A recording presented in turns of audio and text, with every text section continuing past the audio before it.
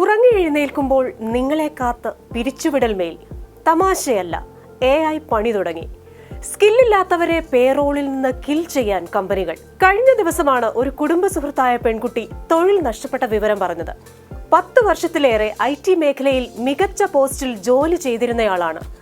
പെട്ടെന്നൊരു ദിവസം നിങ്ങളെ പിരിച്ചുവിട്ടിരിക്കുന്നു, പറഞ്ഞിരിക്കുന്ന തീയതിയിൽ പിരിഞ്ഞു പൊക്കോളണം, 3 മാസത്തെ ശമ്പളം തരും. കമ്പനികളുടെ കൂട്ട പിരിച്ചുവിടൽ വാർത്തകൾ വായിക്കും പോലെയല്ല. അടുത്ത സുഹൃത്ത് ആ സാഹചര്യം നേരിട്ട വിവരം അറിഞ്ഞപ്പോഴാണ് അതിന്റെ ഭീകരത മനസ്സിലാകുന്നത്. ചെറിയ പ്രായത്തിലെ വലിയ ശമ്പളക്കാരിയാണ്, ഭാഗ്യവതിയാണെന്നൊക്കെ നാട്ടുകാരും വീട്ടുകാരും ഏറെ പറഞ്ഞ കുട്ടിയാണ് പകുതി ശമ്പളമാണെങ്കിലും പിടിച്ചു നിൽക്കാൻ ഒരു ജോലി മതിയെന്ന് പറഞ്ഞ് മുന്നിലിരുന്ന് കരഞ്ഞത്. എനിക്കും നിങ്ങൾക്കും വരാവുന്ന അവസ്ഥയാണ്. ആവശ്യത്തിൽ കൂടുതൽ പ്രാരാബ്ധങ്ങൾ പലരും വലിച്ചു തലയിലിടുന്നത് പ്രതിമാസം കിട്ടുന്ന ശമ്പളം ഓർത്താണ്. പലർക്കും ജോലി ചെയ്യാനുള്ള പ്രചോദനം തന്നെ ഈ EMI-യും ക്രെഡിറ്റ് കാർഡും ഒക്കെയാണെന്ന് പറയാറുമുണ്ട്. കഴിഞ്ഞ ആഴ്ചയാണ് TCS 12,000 പേരെ പിരിച്ചുവിടുന്ന വാർത്ത അറിയിച്ചത്. ഈ 12,000 പേരെ ആശ്രയിച്ചു കഴിയുന്ന, അവരുടെ വരുമാനം കിട്ടിയിട്ട് മരുന്നും ഫീസും ഒക്കെ അടയ്ക്കാനിരിക്കുന്ന എത്രയോ ആയിരങ്ങളുടെ മുഖങ്ങളിലാകും ചിരി മങ്ങിയിരിക്കുന്നത്. എവിടെയാണ് പ്രശ്നം? ഒരു PGയോ ഡിഗ്രിയോ അല്ലെങ്കിൽ എപ്പോഴെങ്കിലും നേടിയ പ്രൊഫഷണൽ ഡിഗ്രിയോ വെച്ച് നേടുന്ന ജോലി ശാശ്വതമല്ലെന്ന തോന്നലാണ് ഇത് വ്യക്തമാക്കുന്നത്. ജോലി കിട്ടിയാൽ പിന്നെ പുസ്തകം കാണുന്നത് പോലും അലർജിയുള്ളവരുണ്ട്. പിന്നെ എന്തെങ്കിലും പഠിച്ചാൽ പാപം പോലെ കരുതുന്നവർ ജാഗ്രതയായി. നാടോടുമ്പോൾ നടുവേ ഓടാനും ഓടുന്ന നായയ്ക്ക് ഒരു മുഴം മുമ്പേ എറിയാനുമുള്ള സ്കിൽ നേടിയില്ലെങ്കിൽ പണി എപ്പോ പോയെന്ന് ചോദിച്ചാൽ മതി. AI വരുന്നെന്ന് പറഞ്ഞപ്പോൾ പുച്ഛിച്ചവരൊക്കെ മാറി ചിന്തിക്കേണ്ടിയിരിക്കുന്നു.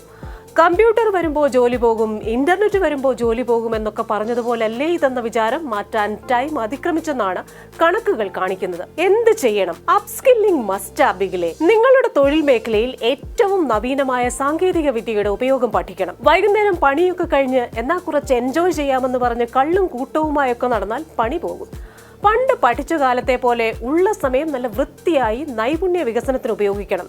അതിനാദ്യം തൊഴിൽ മേഖലയിൽ വരുന്ന മാറ്റങ്ങൾ മനസ്സിലാക്കണം. അതറിയണമെങ്കിൽ കാര്യമായി സ്വയം അപ്ഡേറ്റ് ചെയ്യണം, അല്ലെങ്കിൽ you will be out completely. Bill Gates പറഞ്ഞത് ആരോഗ്യ മേഖലയിലും കിടിലം ക്രിയേറ്റിവിറ്റി ആവശ്യമുള്ള ചുരുക്കം ചില മേഖലകളിലും ഒഴികെ എല്ലായിടത്തും AI നുഴഞ്ഞു കയറുമെന്നാണ്.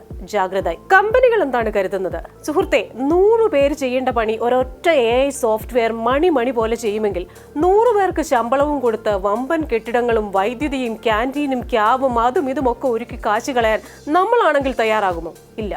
ഒരു ഓഫീസിൽ പല സ്വഭാവമുള്ളവരെ കഷ്ടപ്പെട്ട് മാനേജ് ചെയ്തു കൊണ്ടുപോകുന്ന തലവേദനയുമില്ല. എന്താണ് IT കമ്പനികളുടെ തീരുമാനം? പുനർവിന്യസിക്കാനാകാത്ത മിഡിൽ സീനിയർ ലെവൽ ജീവനക്കാരെ പിരിച്ചുവിടും. നവീന സാങ്കേതിക വിദ്യകൾക്ക് പ്രാമുഖ്യം നൽകി നേട്ടമുണ്ടാക്കും. കമ്പനിക്ക് ആവശ്യമുള്ള നൈപുണ്യമുള്ളവരെ മാത്രം നിലനിർത്തും. AI ഉപയോഗം വർദ്ധിപ്പിക്കും. ഇനി വാൽകഷ്ണം. ഇത് IT കമ്പനികളെ മാത്രം ബാധിക്കുന്ന ഒരു രോഗമൊന്നുമല്ല. താമസിയാതെ എല്ലായിടത്തേക്കും ഒരു പകർച്ചവ്യാധി പോലെ ഇത് പടരുമെന്ന് വിദഗ്ധർ പറയുന്നു. ഉള്ള സമയം കൊണ്ട് നമ്മുടെ കഴിവുകളും അറിവുകളും മൂർച്ച കൂട്ടി ഉപയോഗിക്കുക എന്നത് മാത്രമാണ് പരിഹാരം. കൂട്ട പിരിച്ചുവിടലിനായി നിർദ്ദേശം വരുമ്പോൾ HR വിഭാഗം ആരെ ആദ്യം പറഞ്ഞുവിടുമെന്ന് ചിന്തിക്കുമ്പോൾ ഔട്ട്ഡേറ്റഡ് ആയിട്ടുള്ളവർ ആദ്യം ഔട്ടാകും. പ്രായമോ പരിചയമോ ഒന്നും അതിനെ ബാധിക്കില്ല.